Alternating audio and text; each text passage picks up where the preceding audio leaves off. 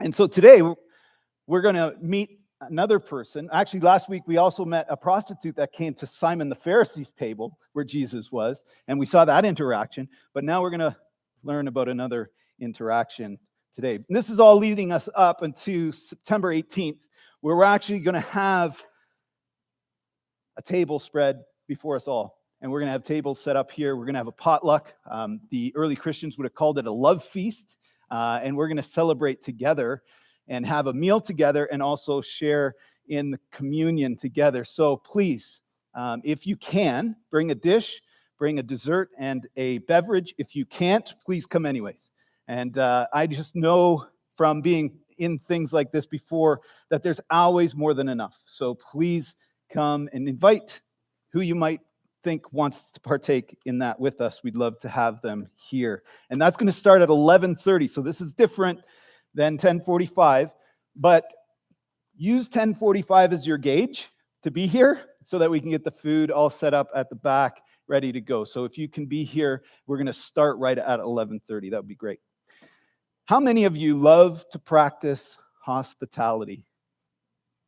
How many of you love to practice hospitality? Okay. All right. What does that look like for you? Does it mean having people to your home around the table? And how does that make you feel? For some, there's some people who are really gifted at hospitality, especially in this congregation, where you could be busy all day and somehow all of a sudden there's just this magical meal that appears at the table, and it's like, how do you get this done? And there's no stress, there's no worry. They just seem to have the gift. But then for others, sometimes like myself, there's this stress that goes, is everything right? It's frightening, especially if it's guests that you don't know, people you're having over for the first time. But the more you practice it, the better we get at it. And it's just really interesting how that works. It's different when we have friends over. We don't get as stressed or worried. But when Marnie and I were living in Niagara Falls, we were trying to practice hospitality and have people over. And Marnie was studying with this woman who lived in this mansion in Niagara on the Lake. It was a beautiful $1 million home. And she would study at this woman's house in their backyard, which is overlooking a pool, which overlooked a meadow. And of course, in Niagara on the Lake, property is expensive. And so they've been coming out to church, and we decided to have them over and celebrate a meal together. And I just remember this night because I was on chicken duty, and I was at the barbecue making sure the chicken was all ready. I didn't want it burnt. I didn't want anything to go wrong. And I'm starting to sweat because we're getting closer and closer to the time. We lived in a semi, not a mansion. We lived in a semi. And so we were attached to another person's home. And their driveway was on one side. Our driveway was on the other. And we start peeking through the window to see, are they coming? Are they here? They had kids. We had the table prepared, and you know how you can stretch the table and put the little slots in the middle. We had the biggest table we could fit in our dining room, and we had dining chairs and kitchen chairs and folding chairs. Everything was mismatched. We had plastic cups all at the table, and it was just the best that we could provide. And we were so nervous. And here they came, and I watched them pull up, and they pulled into my neighbor's driveway. And so the first thing I have to do is have to go outside, tell them, I'm sorry, you can't park there. That was our first interaction. I haven't really met this husband yet. He was a wealthy person. He had owned a chemical company, and he spoke Italian really well. English, barely. But we could listen and just talk, and he was just loved to speak, and he spoke fast, and so you had to really pay attention. I asked him if he could move and park somewhere else. He did. He parked in my other neighbor's driveway, who we were attached to. That was Nigel, who was our neighbor. And then I had to get outside again and tell him, I'm sorry, you can't park there either. I'm sorry, you're going to have to park in the front. And so that's our first interaction. And then he gets to the house, and he's in our home, and the wife and him, they get the kids in. We get introduced to the kids, and we introduce them to our kids, and then I realized there's some friction happening between the husband and the wife. The husband has misplaced his keys already, and there's a little bit of fighting going on back and forth. They figure that out. We get everybody to the table, and we're enjoying a meal together, and we're nervous. And when you are trying to make conversation, you know what this is like. You're asking a lot of questions. You're trying to be engaged with your guests, but you also want to make sure everything is perfect. He begins to sweat as he's telling his stories so fast, and I'm trying to listen. We're having great conversation, and I'm listening, and he's sweating profusely. And this is just coming out of winter. We're into spring. The air conditioner hasn't been on yet, but it was a really hot day. And he realizes something as he's talking. He goes, I got 2 shirts on. I can't stop sweating. And so he wants to use the washroom. I say, yeah, but it's just upstairs. So he walks upstairs to the washroom. But you know when he's taken too many steps, he's past the washroom, and you know he's now heading to our bedrooms. And it's just, okay, do I go up or do I not? I get up there. He's in our bedroom. And I said, Tony, sorry, this is our bedroom. The washroom's over here. Introduce him to the washroom. He must have washrooms everywhere in his home. But for us, it can't be that hard to find.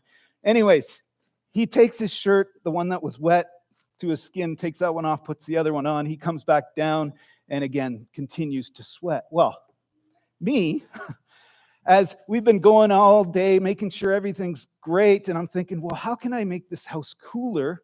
And I look, and we have a ceiling fan. Well, why isn't the ceiling fan on?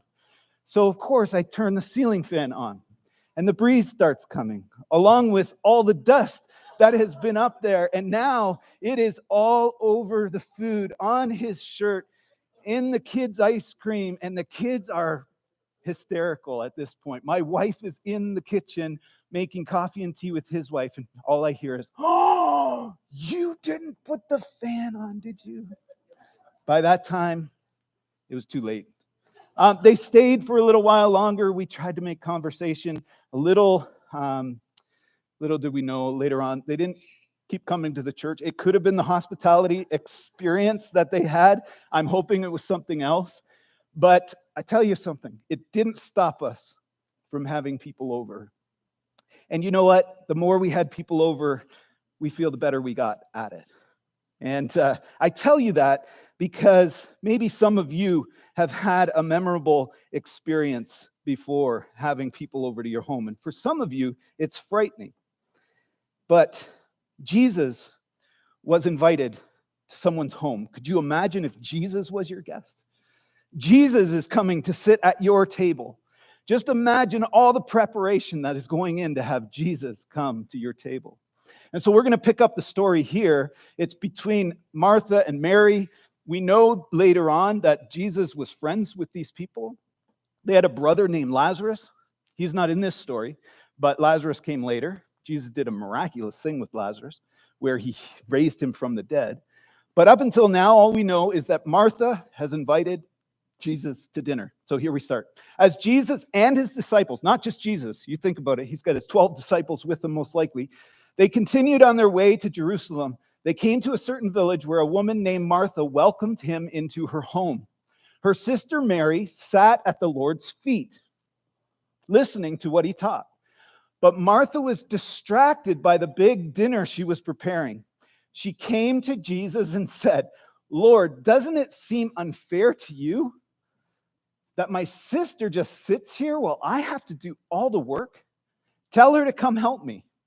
But the Lord said to her, my dear Martha, you are worried and upset over all the details. There is only one thing worth being concerned about. Mary has discovered it, and it will not be taken from her. At first glance, what we see is distractions. Martha is distracted with the big dinner she is preparing. All I can think of, we have microwaves if something needs to be heated up. We go to the store, grab something. There, in this day, it was probably a little different.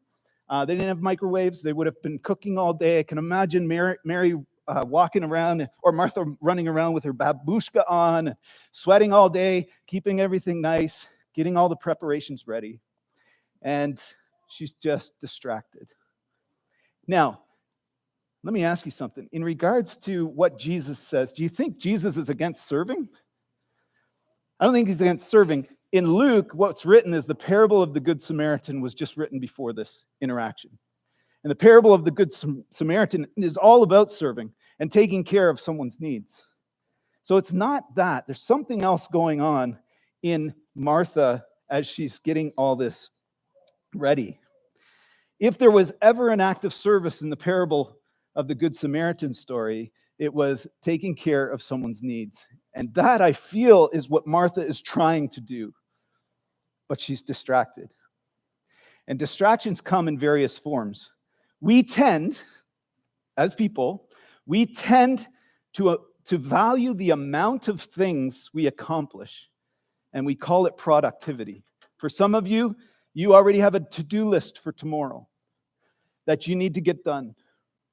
And you won't feel productive until every one of those things is done. But God values the importance of things accomplished and calls it fruitfulness. And here's the difference.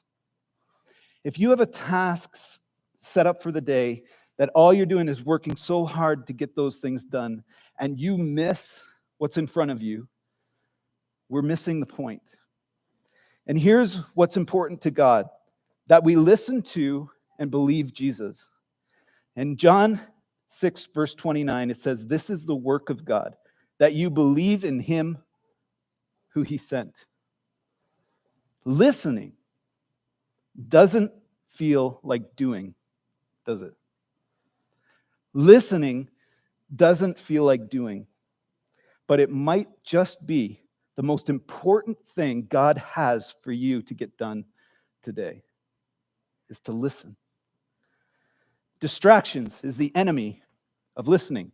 Now, if you have been at a coffee shop or with your friends and you come to them and they're there and this is what you do. "Hey, how you doing?"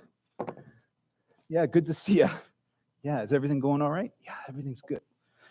"Yeah, so how's your wife doing?" "Yeah." "Oh, that's great. Yeah, hold on one second." What does this tell the other person? What it tells the other person is that they're not really all that important in your life. You have many other things that are important to you. How many of us have done this? We get so distracted by all these things, we have a hard time just putting this away and being focused on whoever our guest is. Now, we see Martha, and this time, Martha is running around distracted. She didn't have a cell phone, but boy, she had a lot of work to do to get ready. She needed to make sure she had the best pears, she had the best strawberries, she had the best bananas. She wanted to make sure the wine or whatever they were drinking, there's flowers in this. She wanted to make sure everything was perfect. And how do you think she felt when she sees her sister sitting at the feet of Jesus? Do you think she was happy? I think she started to loathe her sister. See, the problem is not that Martha is busy serving and providing hospitality. What the problem is that she's worried and distracted. When you take the Greek word, actually, from this, it's translated, what it really means is being pulled away or dragged in different directions. And that's what was happening with Martha as she's watching her sister Mary sit at the feet of Jesus. Now, let's just go back to that culture for a moment. Jesus being a rabbi, to be able to sit at Jesus' feet was for men only, typically, but also only for his disciples. And Jesus says she's discovered it where she needs to be. So that was pretty huge. But Martha's distraction and worry left no room for the most important aspect of hospitality, the people at the table. See, I can't tell you anything about the discussion and everything that we had with that Tony and his wife at our home, because all I remember were all the distractions. Those are the things I remember. But what I wish I could remember is the relationship I had with Tony and his wife, and so that I could learn more about him. In fact, Martha breaks all the rules of hospitality. This is crazy, because now she doesn't only just talk about how busy she is, she throws her sister under the bus, and she asks her guest to intervene. She even goes so far as to accuse Jesus of not caring. Lord, doesn't it seem unfair? In other words, Lord, do you not care? Martha's worry and distraction, it prevents her from being truly present with Jesus. And as I say that, can you think of anything in your life that is distracting you from being truly present with Jesus? She missed out on the one thing that was needed. There is no greater hospitality than listening and engaging with your guests and being present. So I have a question for you. When you work hard, and you especially when others are not joining you, as Mary was not joining Martha in the preparations, do you notice yourself becoming more critical of others, more judgmental, assuming the worst of their thoughts and their motives? Because let's be honest, we are not all that different from Martha, are we? Let me give some little helpful hints that we've learned. It's okay to let the dishes sit at the sink for a while. It's okay to leave the vacuuming and the dusting. Just don't turn on the ceiling fan. We really need to be more like Mary in this regard, fully devoted to him, to Jesus for one thing, but also to the guest that's in front of you. The work will get done in good time. That was the whole meaning of Sabbath. It was to rest. The one thing that was needed was for Martha to be present with Jesus, to listen to his words, to know that she is valued not for what she does or how well she does it, but for who she is. She's a child of God.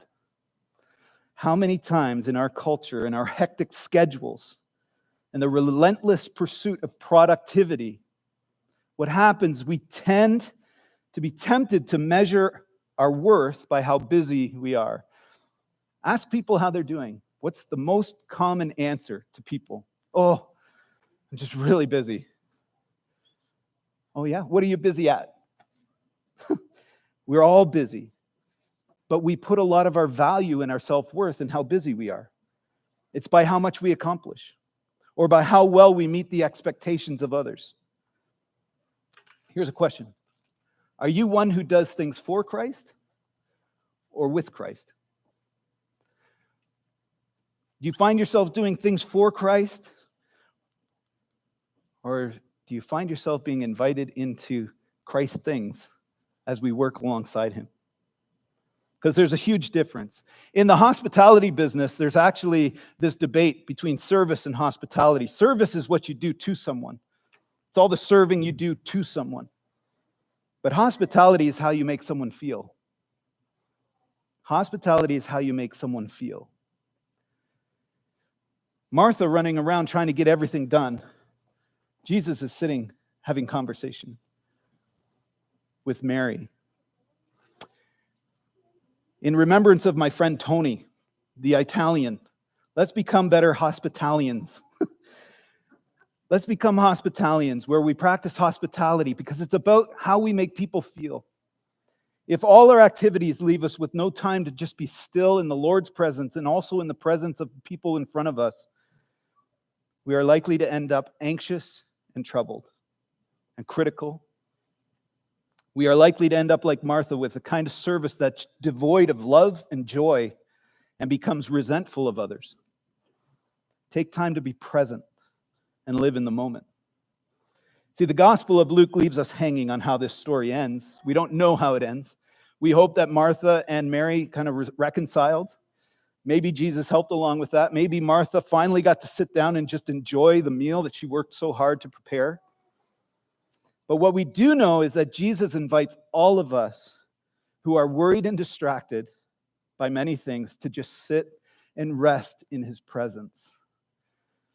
That's his whole teaching of the Sermon on the Mount about do not worry. Don't be anxious about anything. The problem wasn't the service of Mary. It was that she was so busy she was going to miss the purpose, which was spending time with Jesus. So let me give you some advice. You can take it or leave it. Whether you're having friends over for dinner or serving the church, make time to enjoy the people you're serving. Many of you will remember these days with ASFs and AFFs that you've had here, big events where many people were coming. And if you talk to some people who were serving that weekend, serving downstairs, serving the kids, a lot of times what they say, it was just a blur. It was a blur. We didn't even get to talk to people who were here for the event because we were busy doing something else. And it's funny how big events, when we were preparing things like stand conferences and things like that, you're worried about, okay, who's going to bring food when, where are the people going to stay, all these things, and you want to make sure everything lines up perfectly. But someone gave me some great advice. He said, Bruce, you got to remember, it's not about the event. It's about the people at the event. And that was the best advice. Because we can run around and get so distracted making sure everything's going to be fine and miss the people. And so today, as we're worshiping together and we're around the table and we're going to celebrate the death, the burial, and resurrection of Jesus in just a moment, we're going to remember that together. Let us remember that it's about the people that are remembering this together. We're remembering Jesus. What is keeping you from sitting at Jesus' feet? I want you to think about your schedule. For a lot of us, when we say we're busy, when something cancels, do you think, oh, isn't this great? I get a free moment. I can be with Jesus. Or do you have something on your list that all of a sudden replaces that? Make time to sit at the feet of Jesus. How can you make room for spiritual conversations? Are you trying to spend time with people? Because this is a great quote, I thought. It's not about you. It's about the who in front of you. Who's in front of you? When you find yourself in a situation at the grocery store, at the coffee shop, whether you're playing golf, wherever you are, it's about the who in front of you. And Jesus invites us to a seat at the table. And so today, as we remember Christ and what he has done, there is going to be an amazing feast coming for us that's prepared when Jesus comes back. There is going to be a banquet like no other. But today we get to remember what Jesus has prepared for us through this death, his burial, and his resurrection. I like how the Message version ends what we just read. This is how it says in Luke 10:41 through 42. It says, the master said, Martha, dear Martha, you're fussing far too much and getting yourself worked up over nothing. One thing only is essential, and Mary has chosen it. I love this. It's the main course and won't be taken from her. If you have not already had time to get your communion, there is some at the back. You can get that now. If you're guests with us here today, we have communion that's just at the back. If you want to get some and partake with us, you can. And we are going to share around the table this morning.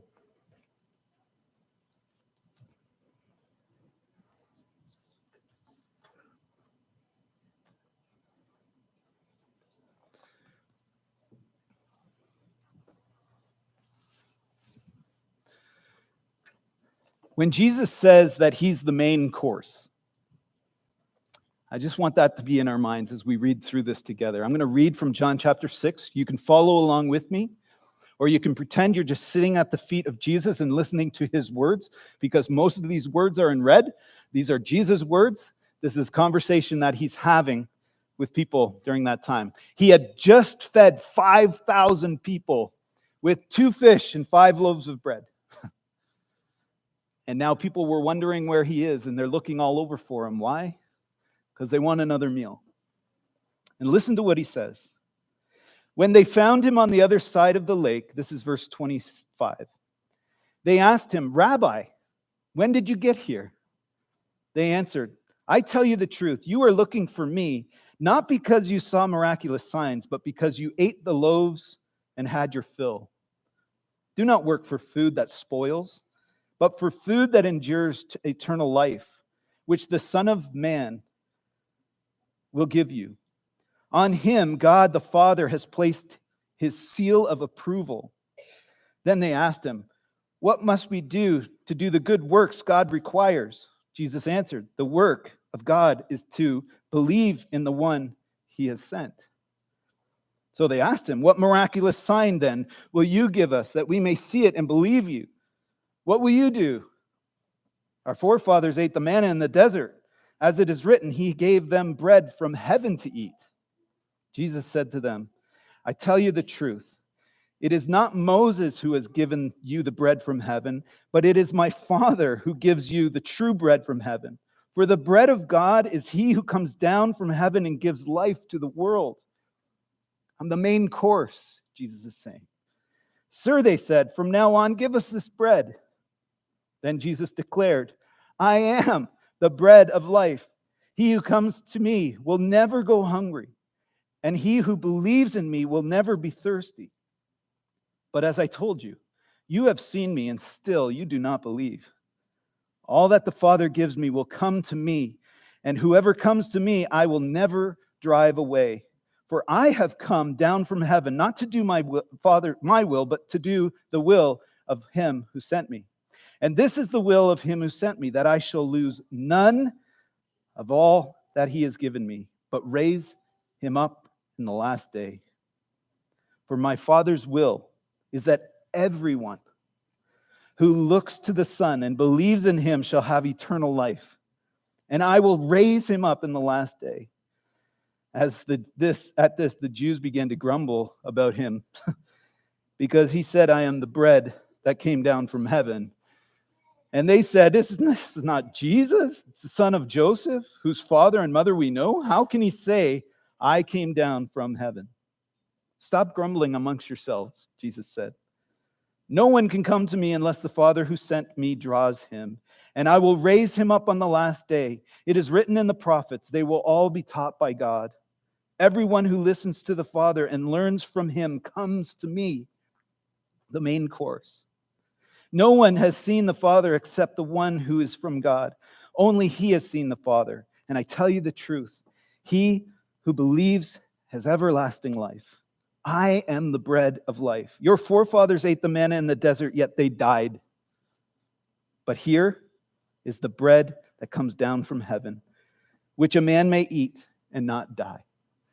I am the main course. I am the living bread that came down from heaven. If anyone eats of this bread, he will live forever. This bread is my flesh, which I will give for the life of the world." Then the Jews began to argue sharply among themselves, "How can this man give us his flesh to eat?" Jesus said to them, "I tell you the truth. Unless you eat of the flesh of the Son of Man and drink his blood, you have no life in you. Whoever eats my flesh and drinks my blood has eternal life, and I will raise him up in the last day. For my flesh is real food, and my blood is real drink. Whoever eats my flesh and drinks my blood remains in me, and I in him. Just as the living Father sent me, and I live because of the Father, so the one who feeds on me," the main course, "will live because of me. This is the bread that came down from heaven. Your forefathers ate manna and died, but he who feeds on this bread, will live forever." This morning, we get to partake in the main course. We get to sit at the feet of Jesus and to remember what he has done for us. And we do it by taking a little cracker and a little juice, but within doing this, it's a remembrance that he is the bread of life. And he wants to give us spiritual drink. And we can come to him and feast on him. And that's what we are doing this morning by remembering what he has done for us.